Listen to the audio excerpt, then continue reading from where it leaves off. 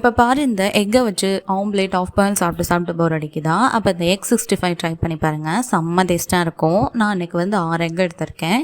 அதை நல்லா உடச்சி ஊற்றிட்டு தேவையான அளவு உப்பும் பெப்பரும் போட்டு நல்லா மிக்ஸ் பண்ணிக்கோங்க. அதை நம்ம பேக் பண்ணி எடுக்கிற மாதிரி பண்ணணும். அதனால் எதில் ஊற்றுறோமோ அதில் கொஞ்சமாக ஆயில் நல்லா தடவிட்டு அதை நல்லா மாற்றிட்டு ஒரு குக்கரில் இது மூழ்காத அளவு தண்ணி போட்டுட்டு அதை நல்லா வச்சு ஒரு 15 மினிட்ஸ் வேக விட்டுக்கோங்க. இந்த மாதிரி கத்தி எடுத்து குத்தி பார்த்தோம்னா இந்த மாதிரி ஒட்டாமல் வரணும். அதுக்கப்புறம் இதை எடுத்து மாற்றிட்டு தேவையான அளவு நம்ம குட்டி குட்டியாக பீஸ் போட்டுக்கோங்க.